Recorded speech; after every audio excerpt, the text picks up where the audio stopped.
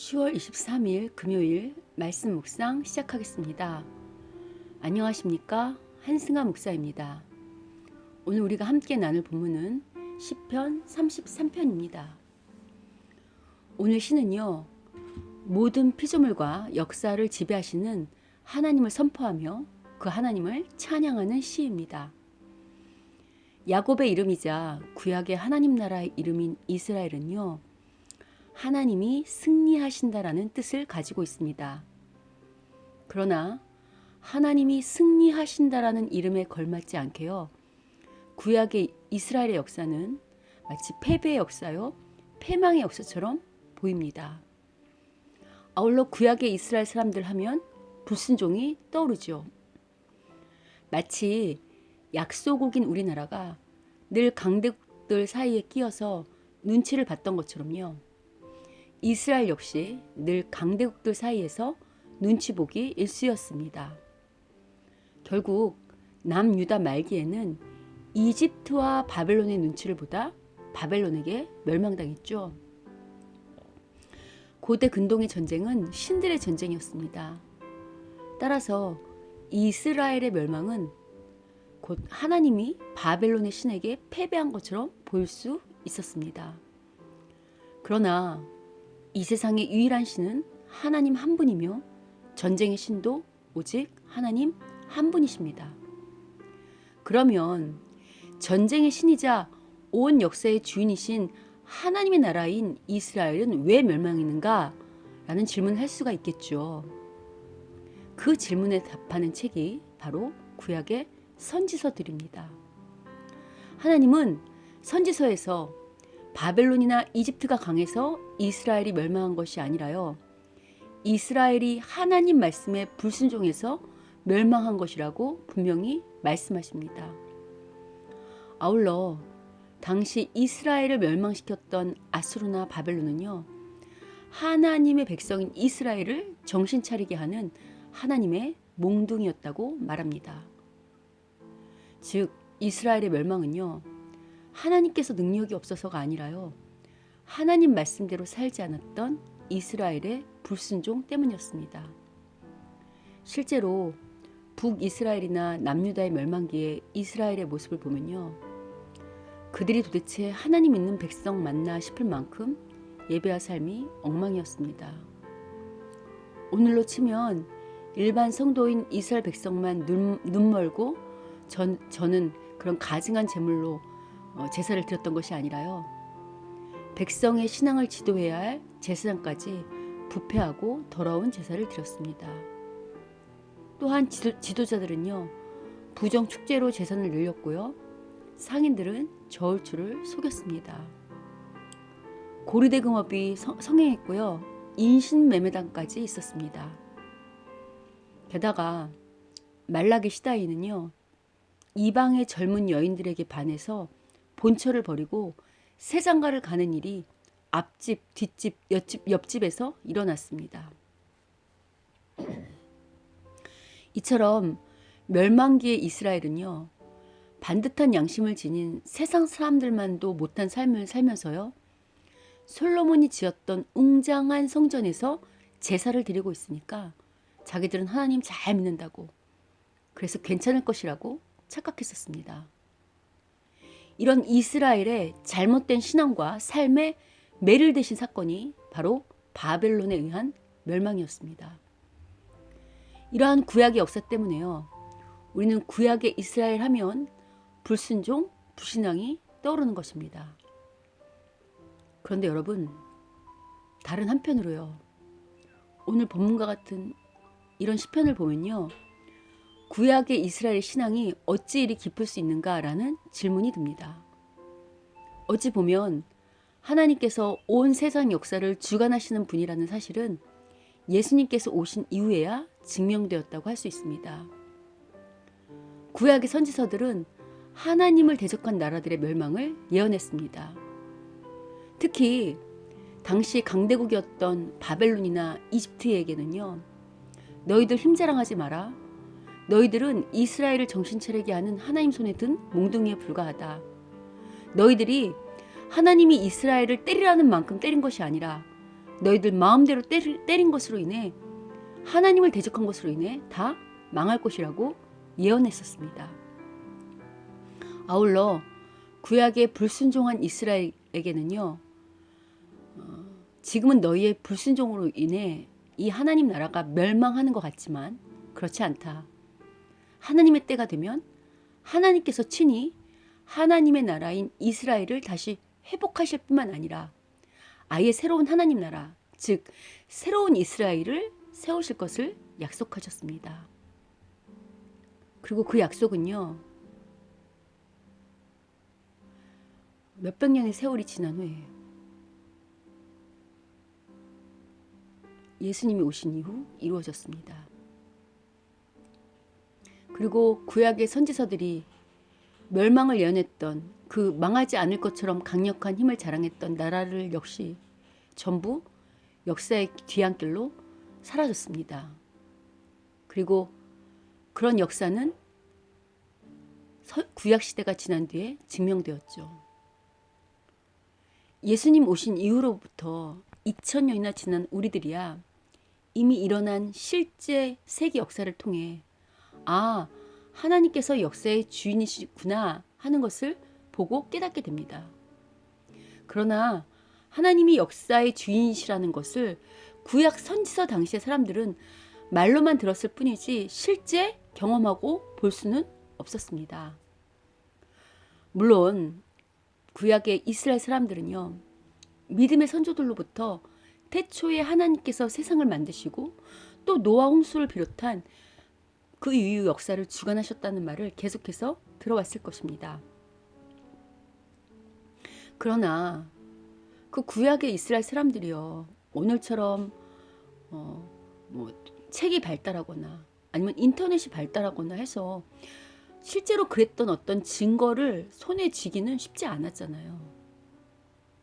무엇보다 선지서들의 예언대로 하나님께서 온 세계 역사의 주관자로서 당시 실세였던 강대국들의 흥망성쇠를 어떻게 주도하시는지 그 당시에는 다 알 수 없었습니다. 그런데 오늘 본문의 시인뿐만 아니라요, 시편의 여러 기자들은 이처럼 하나님께서 주도해 가시는 실제 역사를 다 경험하지 못했음에도 불구하고 마치 본 것처럼, 마치 경험한 것처럼 하나님께서 역사의 주인이라고 찬양하고 있습니다. 더군다나 이 시인들이 살 때는요, 신구약으로 인해 온전한 계시가 완성된 지금의 시대와 다르게요, 그때는 아직 구약 성경도 제대로 갇혀 있지 못한 모세오경 정도 가지고 있는 계시가 아직 완성되기 전 시대였지 않습니까? 오늘날은요, 예수님께서 오심으로 인해 하나님이 누구신지, 하나님의 뜻이 무엇인지 완전하게 드러난 계신 신구약 성경을 지니고 있습니다.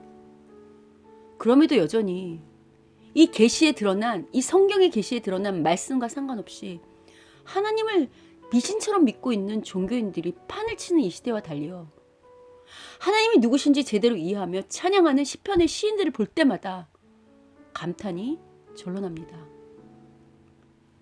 더군다나 이 시편의 기자들은요, 오늘날 신학자나 목사 혹은 당시의 제사장이나 어떤 특별한 종교적인 교육을 받은 자들이 아니라요, 그냥 하나님을 사랑하는 일반 성도의 시일 수도 있습니다. 그런데 오늘 본문의 시인처럼 온 땅은 여호와를 두려워하며 세상의 모든 거민들은 그를 경외할지어다. 그가 말씀하심에 이루어졌으며 명령하심에 견고히 섰도다. 여호와께서 나라들의 계획을 폐하시며 민족들의 사상을 무효하게 하시는도다. 여호와의 계획은 영원히 서고 그의 생각은 대대에 이르리로다 라고 이처럼 웅장하고 거대하고 분명한 찬양을 할 수 있는 그러한 지혜와 영성에 그저 놀라울 뿐입니다. 그럼 신구약의 온전한 계시를 갖고 있는 오늘날의 그리스도인들은 적어도 이 시인들보다는 좀 더 나은 영성을 갖고 있어야 하지 않을까요? 그런데 오늘날 우리들의 영성은 어떠합니까? 하나님께서 역사의 주인이라는 말을 그렇게 많이 듣고 또 실제 세계 역사를 통해서 하나님이 주인이라는 것을 이미 역사를 통해서 경험했고 봤는데도 불구하고요. 현대 그리스도인들은 오히려 이런 사실에 무지할 뿐만 아니라요. 별로 관심도 없는 것 같습니다. 그저 당장 눈앞에 닥친 문제에 급급하여 하나님을 자기 문제를 해결해주는 알라딘의 램프처럼 여기는 자들도 꽤 많지 않습니까? 목회를 하면서 드는 고민 중 하나가요. 예수님을 믿는다고 하는 사람들이 믿지 아니하는 사람들보다 훨씬 못하다는 데 있습니다. 훨씬 세상을 바라보는 안목이나 사람에 대한 이해가 아주 좁고 편협합니다. 마치 앞서 언급한 이스라엘의 멸망기에 그 이스라엘 사람들, 세상만도 못한 이스라엘 사람들처럼요. 그리스도인이라고 하는데 더 예의도 없고 법과 질서도 무시합니다. 세상보다 더 추악하게 돈을 움켜쥐고 인색하며 전혀 손해보지 않습니다. 그러면서도 아주 작은 선행이나 양보만 해도요. 마치 자신들이 바울처럼 손해보고 양보한 것처럼 생색내고 뽐내기에 바쁩니다. 아울러 죄의 문제를 다루는 언제도 잠깐 언급했지만요. 어떤 문제 앞에서 객관적이고 논리적이고 이성적이기보다요. 자기 중심적으로 성경을 해석해서 그러한 잣대로 모든 문제를 바라보고요. 감정적이고 이기적인 것을 많이 보게 됩니다. 그냥 구약의 이스라엘처럼 내가 하나님 믿고 있고 기도하고 있고 교회 다니고 있으니까 하나님은 무조건 나를 긍휼히 여길 것이고 내 편이 되어줄 것이라고 내 문제를 해결해 주실 것이라는 그런 나중심적인 이기적이고 잘못된 신학에 사로잡혀 있는 그리스도인들을 종종 보게 됩니다. 교회도 마찬가지입니다. 교회 역시 하나님께서 역사의 주인이며 교회를 통해 세상을 통치하신다는 관점이 있어야 합니다. 교회를 세우신 목적은 무엇이며 교회가 마땅히 해야 할 역할은 무엇인지에 대한 질문이 있어야죠. 그러나 내 교회 성장과 내 교인이 늘고 내 교회 건물과 재산이 늘어가면요. 그것으로 거의 그 교회의 중심적인 사역을 끌어나가는 그런 이기적인 개교회의 중심이 되는 그런 신앙이 오늘의 현실 아닌가 싶습니다. 여러분, 하나님께서 이 땅에 이스라엘이라는 하나님 나라를 세우신 목적은요. 이스라엘을 통해 하나님이 누구신지, 하나님께 통치를 받는 사람들의 모습은 어떠해야 하는지를 전 세계에 보이기 위함이었습니다. 하나님의 방식과 세상의 방식이 어떻게 다른지, 세상이 조롱하고 미련하다고 손가락질하는 그 방식이 그 하나님의 방식으로 어떻게 이 세상을 멋지게 살아갈 수 있는지를 보여내야 하는 사람들로 부르신 것이 바로 이스라엘이며 그리스도인들입니다. 그리고 종종 미련해 보이는 하나님의 방식이 결국 하나님께서 원하시는 세상의 역사를 써나간다는 것을 보여내는 것이 바로 우리 그리스도인들의 역할입니다. 과연 우리에겐 이런 영적 전쟁이 있을까요? 과연 우리에겐 당장 눈앞에 닥친 문제만 급급한 것이 아니라요. 오늘 시인이 이해하고 찬양하는 그 그러한 하나님에 대한 안목과 지식과 영성이 있습니까? 이처럼 웅장하고 광대한 하나님을 이해하며 그 하나님의 크고 넓은 뜻을 헤아리며 그분처럼 크고 넓은 그런 사람들이 되려고 그런 영성을 지닌 사람이 되려고 애쓰고 있습니까? 부디 오늘 시편을 다시 한번 잘 읽어보십시오. 오늘 시인이 찬양하는 하나님이 누구신지, 세계 역사를 주관하시는 하나님께서 왜 우리를 당신의 백성으로 부르셨는지, 오늘 시편의 시인은 어떤 심정으로 하나님께서 온 세계 역사의 주관자라는 찬양을 했는지 주님께 한번 여쭤보십시오. 물론 우리가 매일 그렇게 무거운 마음으로 살 수는 없습니다. 그러나 적어도 우리가 믿는 하나님은 어떤 하나님이신지, 내가 믿는 하나님은 어떤 하나님이신지, 혹 나와 내 교회 안에만 갇혀있는 하나님은 아닌지 점검하며 우리가 믿는 하나님이 어떤 하나님인지 분명히 알고 그것을 바탕으로 살아야 하지 않을까요? 그래서 당장 눈앞에 닥친 문제에 일희일비하며 사는 신앙인 말고요. 광활한 우주 속에 역사하시는 하나님을 늘 바라보았으면 좋겠습니다. 비록 우리의 일상은 소소한 것 같고 보잘것없는 것 같아도요. 오늘 본문의 시인처럼 우리가 믿는 하나님을 바르게 알고 찬양하며 그에 합당한 반응을 보인다면요. 오늘 내가 사는 이 소소하고 보잘것없는 일상을 통해 전 세계를 움직이시는, 세계 역사를 주관하시는 하나님을 경험할 수 있을 것입니다. 부디 이 하나님을 경험하는, 오늘 시인처럼 이 하나님을 경험하는 그 복이 저와 우리 모두에게 있기를 주님의 이름으로 축원합니다.